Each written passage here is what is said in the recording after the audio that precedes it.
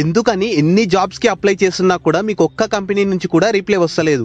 ఎందుకు రిక్రూట్మెంట్ చేసే కంపెనీ వాళ్ళు చాలా అప్లికేషన్స్ ని రిజెక్ట్ చేస్తున్నారు? ఈ 2 క్వశ్చన్స్ కి నేను మీకు ఈ వీడియోలో ఆన్సర్స్ చెప్తా. వీడియో లాస్ట్ వరకు చూడండి. బయట కాంపిటీషన్ ఎలా ఉంది అంటే సింగిల్ జాబ్ కి లాక్స్ ఆఫ్ అప్లికేషన్స్ చేస్తున్నారు. సాలరీ అండ్ లొకేషన్స్ తో సంబంధం లేకుండా, ఎందుకంటే ఫస్ట్ ఏదో ఒక జాబ్ వస్తే చాలు కదా. సో ఏ కంపెనీ వాళ్ళైనా అప్లై చేస్తున్న లాక్స్ ఆఫ్ స్టూడెంట్స్ కి ఎగ్జామ్ లేదా ఇంటర్వ్యూస్ కండక్ట్ చేయాలంటే చాలా కష్టం. కాబట్టి సింపుల్ గా అప్లికేషన్స్ తో పాటు మీ రెజ్యూమేస్ కూడా సెండ్ చేయమని అడుగుతారు. మీరు పంపించే రెజ్యూమేలో కంపెనీకి కావాల్సిన ఎడ్యుకేషన్ క్వాలిఫికేషన్, స్కిల్స్ గానీ, ఎక్స్పీరియన్స్ ఎక్సెట్రా అన్ని మ్యాచ్ అవుతే ఖచ్చితంగా షార్ట్ లిస్ట్ చేస్తారు. అలానే రెజ్యూమేస్ కూడా అప్లికేషన్స్ తో పాటు లాక్స్ లోనే వస్తుంటాయి. కాబట్టి వాటిని మాన్యువల్ గా చెక్ చేయకుండా ఏటీఎస్ అప్లికెంట్ ట్రాకింగ్ సిస్టమ్ ని యూజ్ చేసి 75% రెజ్యూమేస్ ని రిజెక్ట్ చేసి ఓన్లీ 25% రెజ్యూమేస్ మాత్రమే తీసుకుంటారు. సో మీరు సబ్మిట్ చేస్తున్న ఆ రెజ్యూమే ఏటీఎస్ రిజెక్ట్ చేసే 75% లో ఉండకుండా యాక్సెప్ట్ చేసే 25% లో ఉండేలాగా నేను కొన్ని టిప్స్ చెప్తా. ఖచ్చితంగా ఫాలో అవ్వండి. మాక్సిమం మీ రెజ్యూమే షార్ట్ లిస్ట్ అవ్వడానికి ఎక్కువ ఛాన్సెస్ ఉంటాయి. First tip, never use 2 column resume format. అంటే జనరల్ గా చాలా మంది స్క్రీన్ మీద కనిపిస్తున్నట్లు వాళ్ళ రెజ్యూమేని 2 కాలమ్స్ గా డివైడ్ చేసుకొని ఉంటుంది. ఈ మిస్టేక్ ని అస్సలు చేయకూడదు, ఎందుకంటే ఈ ఫార్మేట్ ని ఏటీఎస్ రిజెక్ట్ చేయడానికి ఎక్కువ ఛాన్సెస్ ఉంటాయి. Second tip, don't include any pictures or graphics. చాలా మంది వాళ్ళ రెజ్యూమేని కొన్ని వెబ్సైట్స్ లేదా యాప్స్ నుంచి డౌన్లోడ్ చేసుకుంటారు. వాళ్ళేమో మీ రెజ్యూమే కొంచెం అట్రాక్టివ్ గా కనిపించాలని కొన్ని పిక్చర్స్ అండ్ గ్రాఫిక్స్ ని యూజ్ చేస్తుంటారు. లైక్ స్క్రీన్ మీద కనిపిస్తున్నట్లు మీ స్కిల్స్ ని పిక్చర్స్ గా చూపించడం.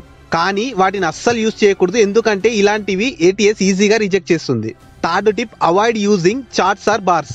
స్క్రీన్ మీద కనిపిస్తున్నట్లు చాలా మంది వాళ్ళ స్కిల్స్, డైలీ యాక్టివిటీస్ అండ్ కొన్ని వాటికి పర్సెంటేజ్ లో చూపించడానికి బార్స్ లేదా చార్ట్స్ ని యూజ్ చేయడం వల్ల కూడా రెజ్యూమే రిజెక్ట్ అవుతుంది. Fourth tip, never use table format.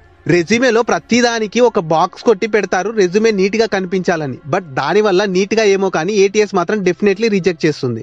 ఎందుకంటే ఏటీఎస్ కి ఎప్పుడు రెజ్యూమేలో కంటెంట్ గజిబిజిగా ఉండకుండా సింపుల్ గా ఉండాలి. Fifth tip, use keywords.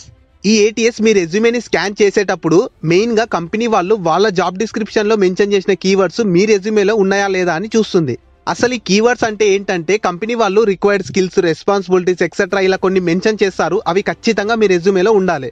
మళ్ళీ ఉండాలని చెప్పి అన్ని కాపీ చేసి మీ రెజ్యూమేలో డైరెక్ట్ పేస్ట్ చేయకూడదు. అది కూడా పెద్ద ప్రాబ్లమే. కొంచెం వేరియేషన్ తో, అంటే పర్ఫెక్ట్ గా చెప్పాలి అంటే ఆ కీవర్డ్స్ కి సినోనిమ్స్ అంటే సేమ్ మీనింగ్ వచ్చే వర్డ్స్ ని యూజ్ చేయాలి. Sixth tip, tailor your resume. అంటే చాలా మంది ఏం చేస్తుంటారంటే ఒకటేసారి మంచిగా వాళ్ళ ఫ్రెండ్స్ తో ఒక రెజ్యూమేని ప్రిపేర్ చేయించుకొని ప్రతిసారి ప్రతి జాబ్ కి అదే రెజ్యూమేని పంపిస్తుంటారు. ఇది చాలా చాలా పెద్ద మిస్టేక్. ఎందుకంటే ఒక్కో పర్టికులర్ జాబ్ కి రిక్వైర్డ్ స్కిల్స్ కానీ, రెస్పాన్సిబిలిటీస్ కానీ చేంజ్ అవుతూ ఉంటాయి. కాబట్టి అప్లై చేస్తున్న ప్రతిసారి జాబ్ కి తగ్గట్లు స్కిల్స్ అండ్ మీకేమన్నా ఎక్స్పీరియన్స్ ఉంటే వాటిని కూడా అప్డేట్ చేస్తూ హైలైట్ చేయాలి. సెవెంత్ టిప్ వచ్చి యూజ్ హెడ్డింగ్స్.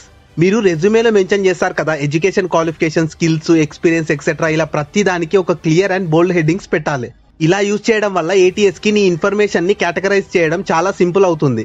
ఎయిత్ టిప్ వచ్చి ఇంక్లూడ్ డేట్స్.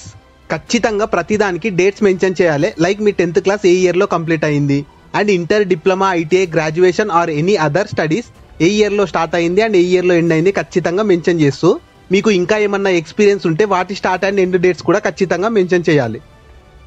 నైన్త్ టిప్ వచ్చి అప్లై ఎర్లీ. మీ అప్లికేషన్ ని యాజ్ సూన్ యాజ్ పాసిబుల్ గా సబ్మిట్ చేయాలి. ఎందుకంటే ఏటీఎస్ ముందుగా అప్లై చేసిన వాళ్ళని షార్ట్ లిస్ట్ చేసే ఛాన్సెస్ ఎక్కువ ఉంటాయి. చాలా మంది ఎలా అనుకుంటారంటే వీళ్ళు ఇప్పుడే కదా జాబ్ పోస్ట్ చేసింది, మనం రేపు కానీ ఎల్లుండి కానీ అప్లై చేద్దాంలే అని అనుకుంటారు.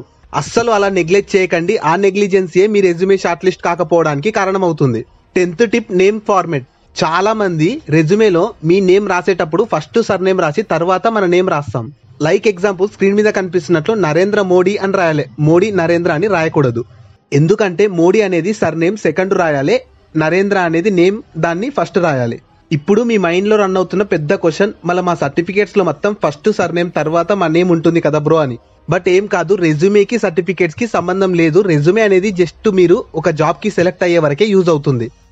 Last tip but not least, మరీ చెప్తున్నా, ఖచ్చితంగా మీరు అప్లై చేస్తున్న ప్రతి జాబ్ కి ప్రతిసారి మీ రెజ్యూమేని కంపెనీ వాళ్ళు వాళ్ళ జాబ్ డిస్క్రిప్షన్ లో మెన్షన్ చేసిన స్కిల్స్ తో అప్డేట్ చేస్తూ అప్లై చేయండి.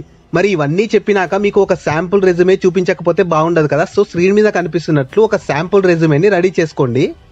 అండ్ ఆ రెజ్యూమేని మన టెలిగ్రామ్ ఛానల్లో కూడా పోస్ట్ చేస్తాను, వెళ్ళి చూసి డౌన్లోడ్ చేసుకోండి. టెలిగ్రామ్ గ్రూప్ లింక్ ని డిస్క్రిప్షన్ అండ్ కామెంట్ సెక్షన్ లో పిన్ చేశాను, ప్లీజ్ చెక్ చేయండి. నెక్స్ట్ వీడియోలో ఈ టిప్స్ తో ఒక సింపుల్ రెజ్యూమేని ఎలా చేసుకోవాలో కూడా చెప్తాను. ఛానల్ ని ఫాలో అవుతూ ఉండండి.